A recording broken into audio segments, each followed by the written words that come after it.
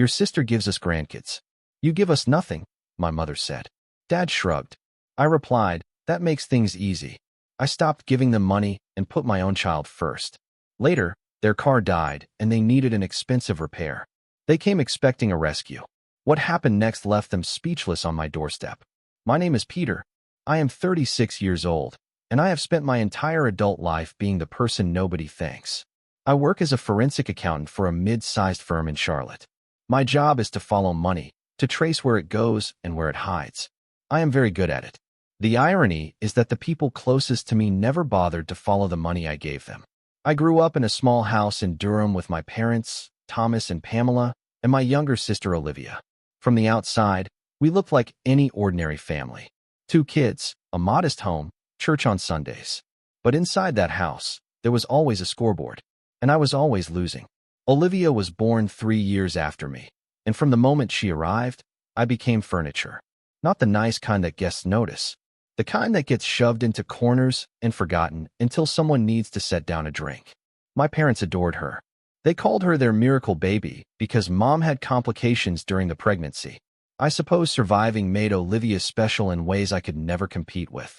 I remember being 12 years old and saving up lawn mowing money for 3 months to buy myself a used bicycle. The day I brought it home, Dad took one look at it and said Olivia could use it to ride to her friend's house. I never got it back. When I asked about it weeks later, Mom told me not to be selfish. Family shares, she said, but sharing only seemed to go one direction. By the time I graduated high school, I had learned my role. I was the reliable one, the one who could be counted on to fix things, to pay for things, to show up when nobody else would. I put myself through college with scholarships and part-time jobs while my parents took out loans to send Olivia to a private university. She dropped out after 2 years. Nobody mentioned the wasted money. I met my son George when he was 4 years old. He was in the foster system, bouncing between homes like a package nobody wanted to sign for. I was 31, single, and had never planned on being a father. But something about that kid grabbed me and would not let go. His eyes had this look, like he had already learned that hope was dangerous. I recognized that look. I had worn it myself. The adoption took 18 months. Paperwork, home studies, court dates, interviews. I fought for that boy harder than I had ever fought for anything. The day the judge finalized it, I held George in my arms and promised him he would never feel invisible again. I meant it. My parents met George exactly once before deciding he did not count. They came to my house for a brief visit 6 months after the adoption. Mom held him at arm's length like he might stain her blouse. Dad asked if I was sure about this, as if I had bought a car I might want to return.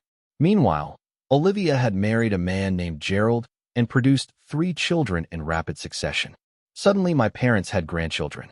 Real grandchildren, as my mother liked to emphasize. They visited Olivia every weekend. They set up college funds. They bought matching Christmas pajamas for everyone except George. 5 years ago, I did something that still haunts me. My parents were drowning in debt. The house they had lived in for 30 years was 3 months from foreclosure.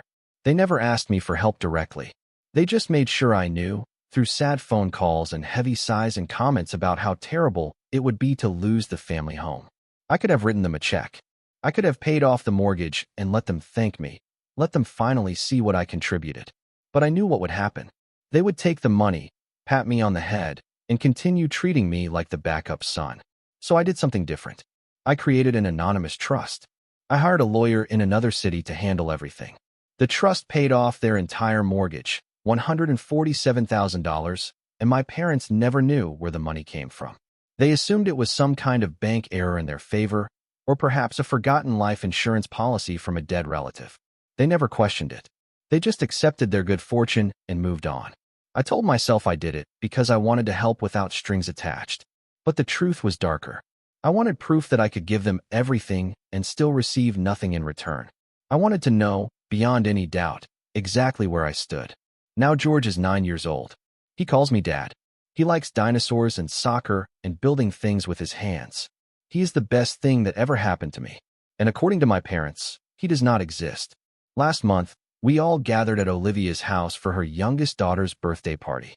I almost did not go, but George wanted to see his cousins, and I could not bring myself to explain why that was complicated. The party was exactly what I expected. Balloons, cake, presents piled high. Olivia's kids ran around screaming while the adults stood in clusters, talking about nothing. George stayed close to me, sensing he was not quite welcome. At one point, he asked if he could play with the other kids. I said yes. He walked over to join them, and Olivia's oldest told him they were playing a family game. Only family allowed. George came back to me with his head down. I wanted to leave right then, but Mom chose that moment to corner me in the kitchen. She looked at me with that expression I knew so well, the one that said I was about to be measured and found wanting. "Peter, we need to talk about your contributions to this family." I felt my jaw tighten. "What contributions?" "Exactly." She crossed her arms. "Your sister gives us grandchildren. She gives us Sunday dinners and holidays and memories. What do you give us?" "Nothing." Dad wandered in, heard the last part, and shrugged. He did not disagree. He did not defend me. He just shrugged, like the accusation was so obvious it did not require discussion.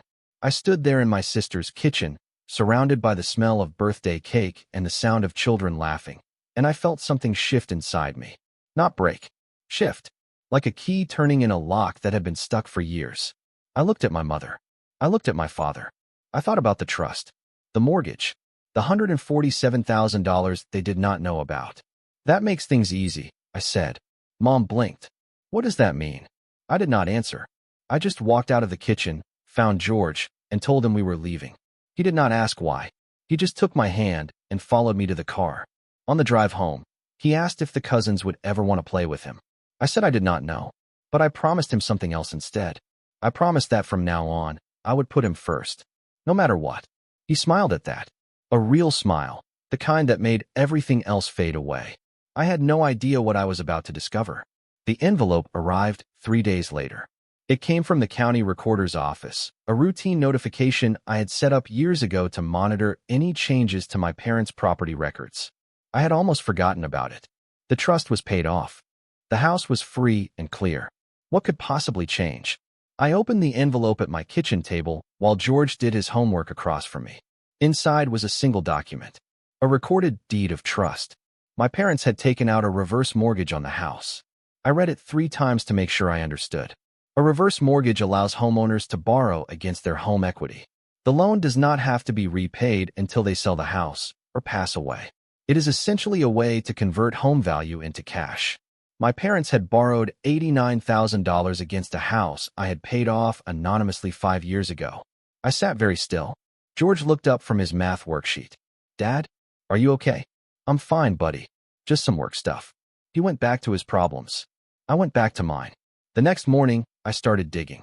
Forensic accounting is not just my job. It is how my brain works. I follow money the way other people follow sports teams. I know where to look, what questions to ask, and how to connect dots that other people miss. Within a week, I had the full picture. My parents had taken the reverse mortgage 18 months ago. The money had gone into their joint checking account. From there, it flowed out in a steady stream. $2,000 every single month, transferred to the same recipient. Olivia. I pulled her bank records next.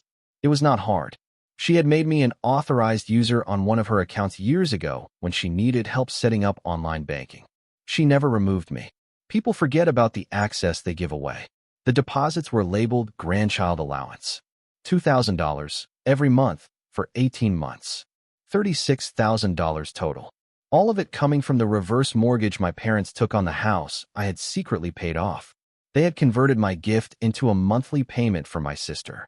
I leaned back in my chair and laughed. It was not a happy laugh.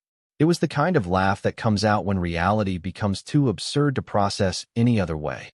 I had given them $147,000. They had turned around and used it to fund Olivia's lifestyle while telling me I contributed nothing. The irony was so thick I could taste it. But there was more. As I dug deeper into the paperwork, I found something else. Something that changed everything. The reverse mortgage had a clause. If the property changed hands, or if a lien was placed against it, the full balance became due immediately. The lender could demand repayment within 90 days. I read that clause 5 times. Then I called my lawyer. The weeks that followed were strange. I went to work. I came home. I made dinner for George, helped him with homework, read him stories before bed. On the surface, nothing changed. But underneath, I was building something. My lawyer's name was Kimberly. She was sharp, expensive, and utterly without sentiment. I liked her immediately. You want to reclaim the equity, she said during our first meeting. It was not a question. I want options. She nodded slowly. The trust you created 5 years ago. You're still the beneficial owner. Yes. And you have documentation of the original payment? Bank records, wire transfers. Everything. Kimberly smiled. It was not a warm smile. It was the smile of someone who sees a very interesting puzzle. There are several paths forward. We could file a claim for unjust enrichment. We could argue that the reverse mortgage constitutes a breach of implied conditions. Or we could simply reveal your identity as the trust holder and demand repayment of the original amount. What happens to them if we do that? The reverse mortgage becomes due immediately. They would need to either pay it off or sell the house. Given their financial situation, she trailed off meaningfully. I thought about my mother's words. You give us nothing. There's something else I want, I said. Something about my son. Kimberly raised an eyebrow. Go on. I explained what I had been thinking. It took 20 minutes. By the end, Kimberly was taking notes furiously. This is possible, she said finally. Complicated, but possible. Are you certain you want to proceed? I thought about George. About the birthday party. About the cousins who would not play with him and the grandparents who pretended he did not exist. I'm certain. That night, I sat in George's room while he slept. The nightlight cast soft shadows across his face. He looked peaceful in a way he never did when he was awake. Sleep was the only time he stopped watching, stopped waiting for the other shoe to drop. I had promised to put him first. I intended to keep that promise. The call came 2 weeks later. It was my mother, and she sounded frantic. Peter, the car broke down. The mechanic says it needs a new transmission. For $1,000. I let the silence stretch. Peter, are you there? I'm here. Well, can you help us? Your father and I don't have that kind of money just lying around. I thought about the $2,000 flowing to Olivia every month. I thought about the reverse mortgage. I thought about $147,000 that had disappeared into their lives without a single thank you. Have you asked Olivia? Mom made a sound of disbelief. Olivia has 3 children to support. She can't afford this. And I have 1 child to support. A child you don't acknowledge. Peter, don't start with that again. You know it's different. You're right. It is different. The answer is no. I hung up before she could respond. The silence that followed lasted 4 days. Then a text from Dad. We need to talk. Coming over Saturday. I did not respond. But I did call Kimberly. They're coming here, I said. Saturday. Is everything ready? Almost. The adoption paperwork. Filed yesterday. The hearing is in 3 weeks. Kimberly paused. You understand what this means? Once you present those documents, there's no going back. I understood perfectly. That was exactly the point. Saturday arrived gray and cold. George was at a friend's house for a playdate. I had arranged it specifically so he would not be home when my parents showed up. Whatever happened next, he did not need to witness it. They pulled into my driveway at exactly 2 in the afternoon. Dad's old sedan coughed and sputtered as it rolled to a stop. The transmission problem was clearly getting worse. They had driven 45 minutes on a car that might die at any moment, just to ask for money. I watched them from the window. Mom checked her reflection in the side mirror, fixing her hair. Dad just stared at my house like he was sizing up an opponent. Neither of them knew what was waiting inside. I opened the door before they could knock. Come in. They followed me to the living room. I had set up the space carefully. 2 chairs facing the couch. A coffee table between us with a single folder resting on it. The folder was red. Kimberly had suggested the color. People remember red. Mom sat down heavily. Dad remained standing, arms crossed. Peter, this is ridiculous. Family helps family. That's how it's always been. I sat across from them. Has it? Of course it has. We raised you. We put a roof over your head. We sacrificed everything for you kids. I let that statement hang in the air. Then I picked up the red folder. Let me tell you a story, I said. 5 years ago, you were about to lose this family home you keep mentioning. 3 months from foreclosure. Do you remember? Mom shifted uncomfortably. That was a difficult time. It was. Until the mortgage suddenly got paid off. $147,000. You thought it was a bank error. Or maybe an inheritance you forgot about. Dad's eyes narrowed. What are you getting at? It wasn't a bank error. I opened the folder and pulled out the first document. The trust agreement. It was me. Silence. Mom took the document with trembling hands. She read it slowly, her lips moving as she processed the words. You paid off our house. Through an anonymous trust. Yes. But why didn't you tell us? Because I knew exactly what would happen if I did. You would thank me once, forget about it, and go right back to treating me like I don't matter. I wanted to see if you could appreciate something without knowing it came from me. I paused. You couldn't. Dad grabbed the document from Mom. His face was turning red as he read. This doesn't make sense. Why would you do something like this and then keep it secret? Because I already knew the answer to a question I didn't want to ask out loud. The question was whether you would ever see me as equal to Olivia. The answer was no. Mom stood up abruptly. Peter, you're being dramatic. We love you both the same. Do you? I pulled out the second document. The reverse mortgage agreement.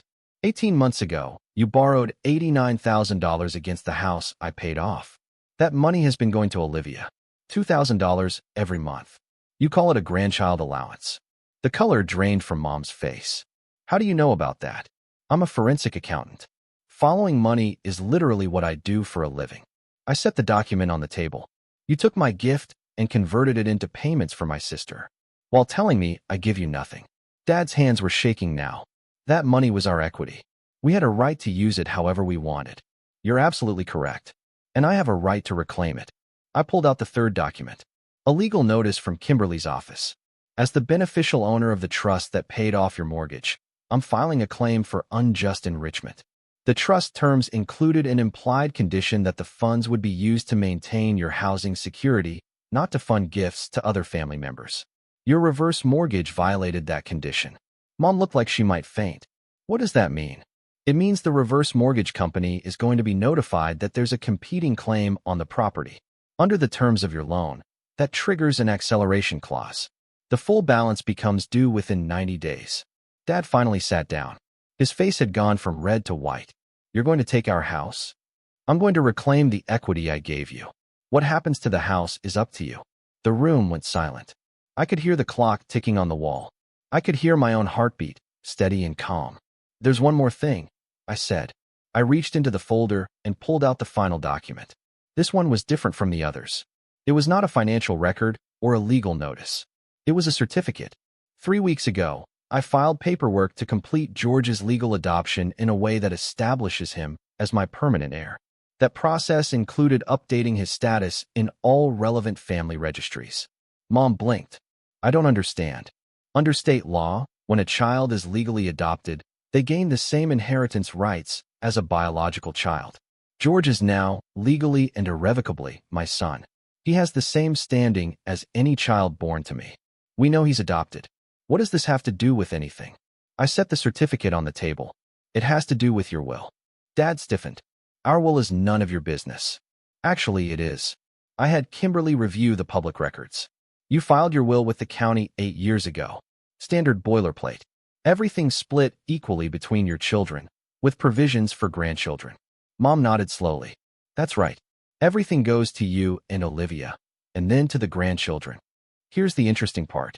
Your will defines grandchildren as any legal offspring of your children. It doesn't distinguish between biological and adopted. I tapped the certificate. George is now legally my child. That makes him your grandchild under the terms of your own will. The silence stretched. And since I never married and have no other children, George is currently your only grandchild on my side of the family. Meanwhile, Olivia's children are provided for through her own estate planning, which you helped her set up last year. Dad stood up. What exactly are you saying? I'm saying that if you don't change your will, George inherits my share of whatever you leave behind. The grandson you've been pretending doesn't exist will legally be entitled to half of everything. Mom looked like she had swallowed something sour. We can just update the will. Remove you entirely. You could try, but here's the problem. I leaned forward. I've already filed a claim against your property. Until that's resolved, any changes to your estate documents can be challenged as fraudulent transfers. You're essentially locked in. Kimberly had explained this to me in detail. The timing was crucial. By filing the claim before they could react, I had created a legal web they could not easily escape. This is blackmail, Dad said. His voice was shaking. No. Blackmail would be threatening to expose something unless you pay me. I'm not asking for anything. I'm simply enforcing the consequences of choices you made. You took my money and gave it to Olivia. You excluded my son from your family. Now you get to live with the results. Mom stood up so fast she knocked over her chair. You ungrateful, selfish, horrible person. After everything we did for you, what exactly did you do for me? We raised you. You fed and housed me until I was 18. That's the legal minimum. Everything after that, I did myself. College, career, home, family, all of it, without your help. And when I tried to help you, secretly, asking for nothing in return, you took that help and handed it to Olivia. I stood up too. We were all standing now, the coffee table between us like a battle line. You told me I give you nothing. You said Olivia gives you grandchildren, and I give you nothing. So I decided to make that true. No more invisible support. No more anonymous gifts. From now on, you get exactly what you said I was already giving you. Dad pointed a finger at me. You think you're so smart. But family doesn't work like this. Blood matters. That boy isn't really your son, no matter what papers you file. I felt something cold settle in my chest. That boy is the only person in this family who has ever looked at me like I matter. He's the only one who has ever said thank you when I help him.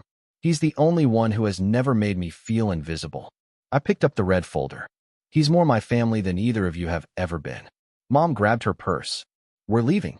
The door is that way. They walked out without another word. I watched from the window as they struggled to start the car. The transmission groaned. The engine coughed. Finally, after 3 attempts, the sedan lurched to life and pulled away. I stood there for a long time after they left. The house was quiet. The folder sat on the coffee table, its contents spread out like evidence at a crime scene. I felt no triumph, no satisfaction, just a hollow kind of peace, like the silence after a storm. The next 2 weeks were chaos. My phone rang constantly. Mom, Dad, Olivia, extended family members I had not spoken to in years. Everyone had an opinion. Everyone had a demand. Olivia called me screaming on day 3. You're destroying our parents over money? What kind of monster are you? I let her finish. Then I asked a simple question. Did you know where the grandchild allowance was coming from? Silence. Did you know they took out a reverse mortgage to pay you $2,000 a month? More silence. Did it ever occur to you to ask where retired parents with no income were getting that kind of money? That's not my responsibility. No, it wasn't. But it's your problem now. I hung up. The reverse mortgage company sent a letter on day 7. They had been notified of the competing claim. The acceleration clause was triggered. My parents had 90 days to pay back the full balance or face foreclosure proceedings. $89,000. Plus fees. Plus interest. Mom called me crying. Please, Peter. We'll lose everything. You have options. You could sell the house and downsize. You could ask Olivia to return some of the money she received. You could take out a traditional loan if you qualify. We're too old for a new mortgage. No one will lend to us. Then I suggest you talk to Olivia. She doesn't have that kind of money. She received $36,000 from you over the past 18 months. That's a start. Peter, please. We're your parents. I thought about that for a long moment. Yes, you are. And for 36 years, that fact made me feel obligated to give and give and give while receiving nothing in return. I'm done. The silence on the other end was deafening. Goodbye, Mom. I hung up. Kimberly called me that evening with an update. My parents had hired their own lawyer. A cheap one, from the look of the filing. They were contesting the claim, arguing that the original trust payment was an unconditional gift with no strings attached. It's a weak argument, Kimberly said. The trust documents clearly establish conditions, but it will drag things out. How long? 6 months, maybe longer. The good news is, the acceleration clause doesn't care about our lawsuit. They still have 90 days on the mortgage. And the will. Unchanged. They tried to file an amendment last week, but the court rejected it pending resolution of the property dispute. Just like we anticipated. Good. I sat on my porch that night, watching the sun set. George was inside, building something with blocks. I could hear him talking to himself, narrating his construction project in the enthusiastic way only a 9-year-old can. He did not know about any of this. He did not know that his grandparents had rejected him. He did not know that his existence had become a legal weapon. He just knew that Dad came home every night, made dinner, and told him he was loved. I intended to keep it that way. Day 87. My parents showed up at my door again. This time, they looked different. Smaller somehow. Defeated in a way I had never seen before. George was at school. I let them in. We sat in the same positions as before. The coffee table was empty this time. I did not need props anymore. We're going to lose the house, Dad said. His voice was flat. We can't come up with the money. Olivia can't help. No bank will give us a loan. I nodded slowly. I'm sorry to hear that. Are you? Mom's voice cracked. Are you really sorry? Because it seems like this is exactly what you wanted. What I wanted was to be seen. What I wanted was for my son to be treated like family. What I wanted was for 36 years of being invisible to finally matter. I paused. What I got was proof that none of that was ever going to happen. So you're just going to watch us become homeless? You're not going to be homeless. The house will sell. You'll have equity left over after the mortgage is paid. Enough to rent an apartment, or maybe move in with Olivia. You'll survive. That's not the point. Then what is the point? Mom leaned forward. Her eyes were red. The point is that you're punishing us. You're using money and lawyers and legal tricks to hurt us because we hurt your feelings. I let that statement sit in the air for a moment. You didn't hurt my feelings. You hurt my son. You looked at a 9-year-old boy and decided he wasn't real family. You made him feel like he didn't belong. You did that to a child. He's not our blood. Neither was I, apparently. Not really. Not the way Olivia was. The silence stretched. Dad cleared his throat. What would it take? What? To make this go away? The lawsuit, the mortgage problem, all of it. What do you want? I thought about it. I had thought about it for weeks, actually. I knew exactly what I wanted. Acknowledge him. What? George. Acknowledge him as your grandson. Not privately, not with qualifications. Publicly and completely. I want you to call him, tell him you're sorry, and treat him like family. I want him at Christmas and birthdays. I want photos of him on your wall. Mom looked at Dad. Something passed between them. And if we do that, I'll drop the lawsuit.